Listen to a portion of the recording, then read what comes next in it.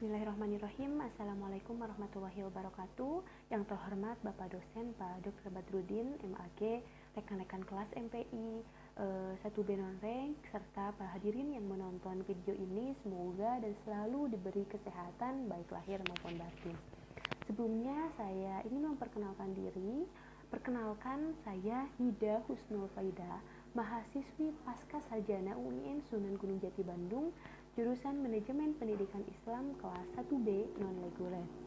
Video ini dibuat adalah salah satu untuk memenuhi tugas mata kuliah dasar-dasar manajemen tentang PKB. Apa itu PKB? PKB di sini kepanjangan dari pengembangan keprofesian berkelanjutan. Guru merupakan pendidik profesional dengan tugas utama mendidik, mengajar, membimbing, mengarahkan, melatih, menilai, dan mengevaluasi peserta didik pada pendidikan anak usia dini, jalur pendidikan formal, pendidikan dasar, dan pendidikan menengah. Guru profesional merupakan orang yang memiliki kemampuan dan keahlian khusus dalam bidang keguruan, sehingga ia mampu melakukan tugas dan fungsinya sebagai guru dengan kemampuan maksimal. Sedangkan profesionalisme guru mengandung pengertian kegiatan atau usaha meningkatkannya kompetensi guru ke arah yang lebih baik dari berbagai aspek demi terselenggaranya pelayanan, kegiatan atau pekerjaan profesi guru. Profesionalisme guru memberikan kemungkinan perbaikan dan pengembangan diri yang memungkinkan guru dapat memberikan pelayanan baik ataupun sebaik mungkin serta memaksimalkan kompetensi. Pemerintah senantiasa mencari jalan untuk mendapatkan guru yang berkualitas tinggi serta profesional. Salah satu upaya yang dilakukan pemerintah untuk meningkatkan profesionalisme guru antara lain melalui sertifikasi guru. Dengan adanya sertifikasi guru ini diharapkan kinerja guru terus meningkat. Hal ini dapat dilihat tidak dari aspek administrasi pegawaian saja, namun juga dari aspek peningkatan kemampuan profesionalisme dan komitmennya sebagai pendidik. Pemerintah menetapkan regulasi melalui Peraturan Menteri Agama, Pendayagunaan Aparatur Negara dan Reformasi Birokrasi Nomor 16 Tahun 2009 tentang jabatan dan angka kreditnya untuk mencapai tujuan tersebut, bahwa guru yang telah memiliki sertifikasi pendidik dapat melaksanakan pengembangan keprofesian berkelanjutan atau PKB. Pengembangan keprofesian berkelanjutan ini merupakan pengembangan kompetensi guru yang dilaksanakan sesuai kebutuhan bertahap berkelanjutan untuk meningkatkan profesionalitasnya. Bentuk kegiatan pengembangan profesionalan ini berkelanjutan ini ada 3, yaitu pengembangan diri, publikasi ilmiah, karya inovatif. Maka berdasarkan hal-hal tersebut, maka saya mengangkat judul pembahasan kali ini mengenai pengembangan keprofesian berkelanjutan. Nah, menurut Badan Pengembangan Sumber Daya Manusia Pendidikan dan Kebudayaan dan Penjaminan Mutu Pendidikan, bahwa pengembangan keprofesian berkelanjutan adalah pengembangan kompetensi guru yang dilaksanakan sesuai dengan kebutuhan secara bertahap dan berkelanjutan yang bertujuan untuk meningkatkan profesionalitas guru. Istilah pengembangan profesional merujuk pada pendidikan berkelanjutan dan pelatihan untuk profesi, sehingga dapat disimpulkan bahwa pengembangan profesi berkelanjutan merupakan suatu kegiatan yang dirancang untuk meningkatkan kompetensi dan profesionalitas guru. Nah, kegiatan ini penting karena guru perlu mengembangkan kompetensinya, baik kompetensi profesional, pedagogis, sosial, kemampuan kepribadian di tengah-tengah perubahan zaman. Karena pengembangan ilmu pengetahuan dan teknologi yang sangat mempengaruhi semua bidang kehidupan termasuk bidang pendidikan. Kegiatan pengembangan keprofesian berkelanjutan merupakan sebuah tuntunan mutlak bagi para guru dan menjadi salah satu syarat penting bagi guru untuk mengembangkan diri dan memperbarui praktek profesionalnya. Dengan kegiatan pengembangan keprofesian berkelanjutan ini diharapkan pengetahuan dan keterampilan guru dapat meningkat sehingga para guru mampu melaksanakan proses pembelajaran secara profesional. Menurut Payong, menyatakan bahwa guru profesional harus memiliki dorongan untuk selalu terbuka terhadap perubahan-perubahan dan inovasi-inovasi baru dan berani membawa inovasi baru ini ke dalam praktik pembelajaran di kelas. Melalui kegiatan pengembangan keprofesian berkelanjutan, guru dapat mengasah kemampuan inovatifnya, mengembangkan kepekaannya terhadap perkembangan dan tuntutan-tuntutan baru dalam praktik profesionalnya.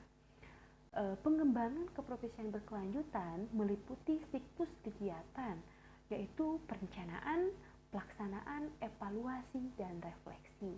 Seperti yang diilustrasikan pada gambar tersebut, melalui siklus tersebut diharapkan kegiatan pengembangan profesional berkelanjutan akan mampu mempercepat pengembangan kompetensi para guru, yaitu kompetensi pedagogik, profesional, sosial, dan kepribadiannya untuk kemajuan karirnya. Nah, PKB ini dilaksanakan sesuai dengan kebutuhan guru. Pelaksanaannya didasarkan pada unsur-unsur, prinsip pelaksanaan, dan lingkup pelaksanaan kegiatan pengembangan keprofesian berkelanjutan. Yang pertama atau bahasannya yaitu unsur pengembangan keprofesian berkelanjutan. Menurut Peraturan Menteri Negara Pendayagunaan Aparatur Negara dan Reformasi Birokrasi Nomor 16 Tahun 2009, unsur kegiatan pengembangan keprofesian berkelanjutan meliputi dari pengembangan diri, publikasi ilmiah, dan karya inovatif. Nah, di sini ada pengembangan diri yang pertama. Pengembangan diri merupakan suatu kegiatan yang berupaya untuk meningkatkan profesionalisme guru agar memiliki kompetensi yang sesuai dengan peraturan perundang-undangan atau kebijakan tentang pendidikan nasional serta pengembangan ilmu pengetahuan, teknologi, dan seni. Kegiatan pengembangan diri dapat dilakukan melalui diklat fungsional dan kegiatan kolektif guru. Peraturan Menteri Pendidikan Nasional tahun 35 tahun 2010 menyatakan bahwa diklat fungsional adalah kegiatan guru dalam mengikuti pendidikan atau pelatihan yang bertujuan untuk meningkatkan keprofesian guru yang bersangkutan dalam kurun waktu tertentu. Sedangkan kegiatan kolektif guru adalah kegiatan guru dalam mengikuti kegiatan pertemuan ilmiah, mengikuti kegiatan bersama yang dilakukan guru baik di dalam sekolah maupun di luar sekolah. Contohnya seperti kelompok kerja guru, musyawarah guru mata pelajaran, musyawarah guru bimbingan, konseling yang bertujuan untuk meningkatkan keprofesian guru. Nah, di sini ada beberapa contoh bentuk kegiatan kolektif guru antara lain. Yang pertama yaitu lokakarya atau kegiatan bersama yang tadi seperti kelompok guru, musyawarah guru bimbingan ataupun mata pelajaran, kelompok kerja kepala sekolah atau musyawarah kerja kepala sekolah untuk menyusun, mengembangkan perangkat kurikulum, pembelajaran, penilaian, dan media pembelajaran. Yang kedua yaitu ikut serta pada kegiatan ilmiah seperti seminar, lokarium, lokakarya, bimbingan teknis, diskusi, panel baik sebagai pembicara ataupun peserta. Beberapa contoh materi yang dapat dikembangkan dalam kegiatan pengembangan diri baik dalam diklat fungsional maupun kegiatan kolektif guru antara lain yaitu perencanaan pendidikan dan program kerja, terus pengembangan kurikulum, penyusunan rencana pelaksanaan pembelajaran dan pengembangan bahan ajar yaitu atau pengembangan metodologi pengajaran, penilaian proses dan hasil pembelajaran peserta didik, terus penggunaan dan pengembangan teknologi informasi dan komunikasi dalam pembelajaran. Selanjutnya, inovasi proses pembelajaran, peningkatan kompetensi profesional dalam menghadapi tuntutan teori terkini, terus penulisan publikasi ilmiah, pengembangan karya inovatif, yang terakhir kemampuan untuk mempresentasikan hasil karya. Kegiatan pengembangan diri dilaksanakan di sekolah sesuai kebutuhan guru dan sekolah, serta dikoordinasikan oleh koordinator pengembangan keprofesian berkelanjutan. Guru yang telah mengikuti diklat fungsional atau kegiatan kolektif, guru berkewajiban mensosialisasikan hasil yang didapat dari diklat tersebut kepada rekan guru lain, minimal di sekolahnya masing-masing, sebagai bentuk kepedulian dan wujud kontribusi dalam peningkatan kualitas pendidikan. Kegiatan ini diharapkan dapat mempercepat proses kemajuan dan pengembangan sekolah secara konferensi. Guru yang bisa mensosialisasikan hasil diklat fungsional atau kegiatan kolektif akan memperoleh penghargaan berupa angka kredit sesuai perannya, baik itu secara pembicara ataupun narasumber. Nah, yang kedua dari unsur PKB ini yaitu publikasi ilmiah. Publikasi ilmiah adalah karya tulis ilmiah yang telah dipublikasikan kepada masyarakat, baik masyarakat pendidikan maupun masyarakat umum, sebagai bentuk kontribusi guru terhadap peningkatan kualitas proses pembelajaran di sekolah dan pengembangan dunia pendidikan secara umum. Publikasi ilmiah mencakup 3 kelompok, yaitu 1. Presentasi pada forum ilmiah.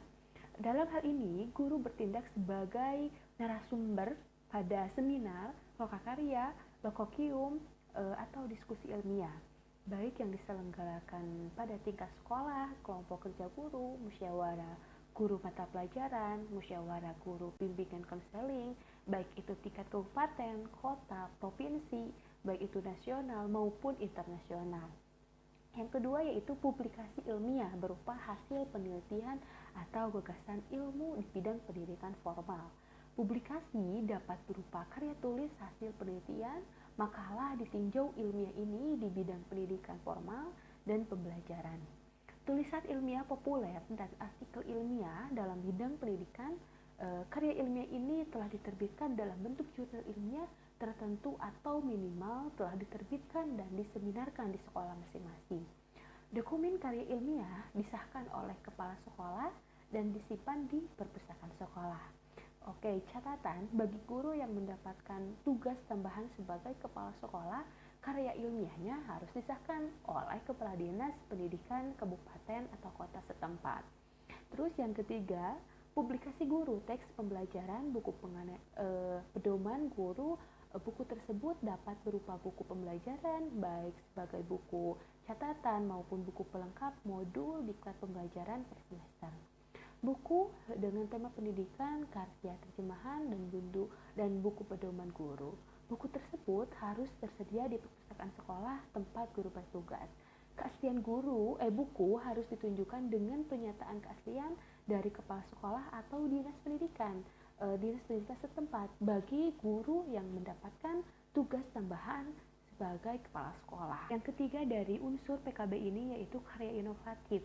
Ialah karya yang bersifat pengembangan, modifikasi atau penemuan baru sebagai bentuk kontribusi guru terhadap peningkatan kualitas proses pembelajaran di sekolah dan pengembangan dunia pendidikan, sains, teknologi, dan seni.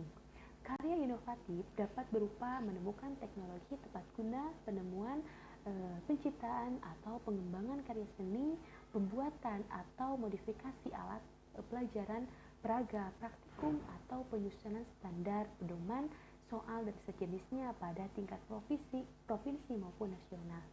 Kegiatan pengembangan PKB yang mencakup ketiga unsur tersebut harus dilaksanakan secara berkelanjutan agar guru selalu menjaga dan meningkatkan profesionalismenya, tidak sekedar memenuhi angka kredit. Oleh sebab itu, meskipun angka kredit seorang guru diasumsi telah memenuhi persyaratan untuk kenaikan pangkat dan jabatan fungsional tertentu, guru tetap wajib melakukan kegiatan pengembangan keprofesian berkelanjutan. Nah, selain ada unsur PKB di sini juga ada tujuan penyelenggaraan kegiatan PKB. Menurut Badan Pengembangan Sumber Daya Manusia Pendidikan dan Kebudayaan dan Penjaminan Mutu Pendidikan pada tahun 2012, tujuan umum pengembangan keprofesian berkelanjutan adalah yaitu untuk meningkatkan kualitas layanan pendidikan di sekolah atau madrasah dalam rangka meningkatkan mutu pendidikan. Tujuan ini sejalan dengan tujuan pengembangan keprofesian berkelanjutan yang dikemukakan oleh Bolam atau Pak Yong pada tahun 2011, yakni di satu sisi untuk meningkatkan kinerja belajar siswa, dan sisi lain adalah untuk meningkatkan mutu pelayanan sekolah secara menyeluruh, atau meningkatkan investasi pemerintah untuk tujuan akuntabilitas dan formativitas dan di beberapa konteks untuk meningkatkan standar pengajaran. Sehingga secara umum tujuan diselenggarakannya kegiatan PKB ini adalah untuk meningkatkan mutu pelayanan pendidikan di sekolah. Nah, secara lebih spesifik, Badan Pengembangan Sumber Daya Manusia Pendidikan dan Kebudayaan Penjaminan Mutu Pendidikan pada tahun 2012 merumuskan tujuan khusus kegiatan pengembangan keprofesian berkelanjutan ini, yaitu 1. Meningkatkan kompetensi guru untuk mencapai standar kompetensi yang ditetapkan dalam peraturan perundang-undangan yang berlaku. 2. Pemutakhirkan kompetensi guru untuk memenuhi kebutuhan guru dalam pengembangan ilmu pengetahuan, teknologi, dan seni untuk memfasilitasi proses pembelajaran peserta didik. Terus yang 3, meningkatkan komitmen guru dalam melaksanakan tugas pokok dan fungsinya sebagai tenaga profesional. Terus yang 4, menumbuhkan rasa cinta dan bangga sebagai penyandang profesi guru. Terus yang 5, meningkatkan citra, harkat dan martabat profesi guru di masyarakat.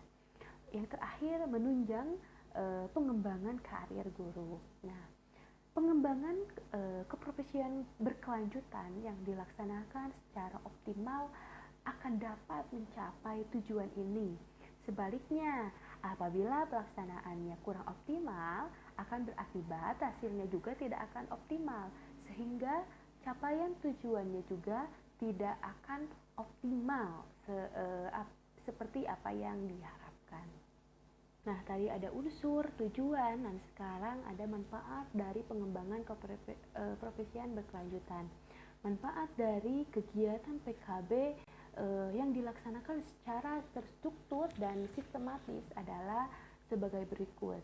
Yang pertama, bagi peserta didik memperoleh jaminan pelayanan pendidikan yang profesional dan berkualitas, serta pengalaman belajar yang efektif.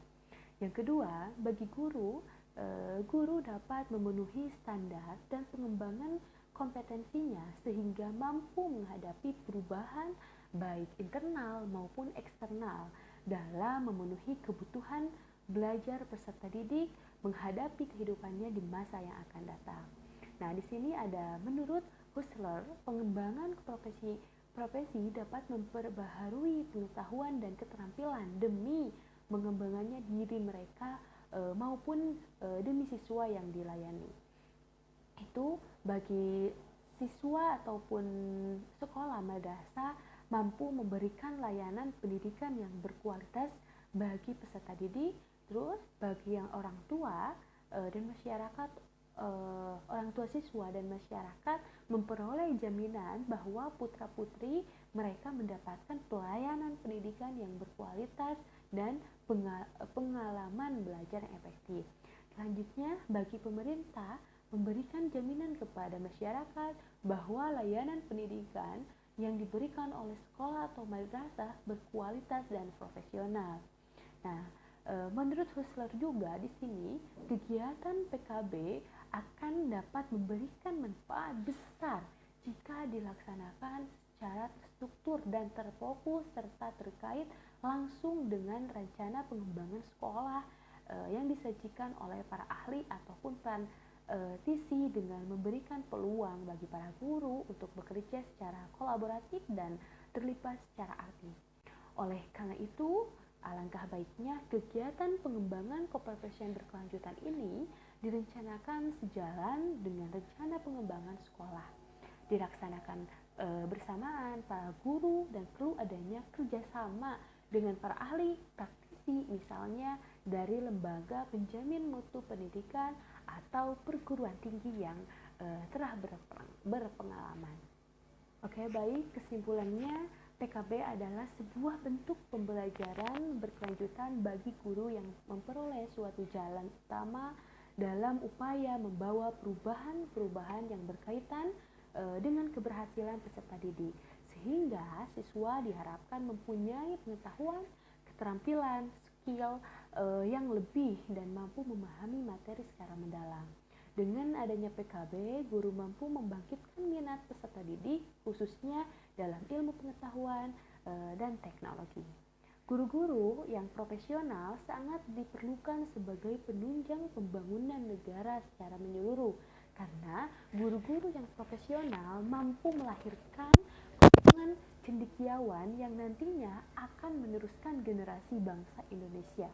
Menjadi seorang guru sangat membutuhkan skill dan kemampuan dalam proses meningkatkan pendidikan. Bukan hanya itu, guru juga harus memiliki karakter khusus dalam mengajar.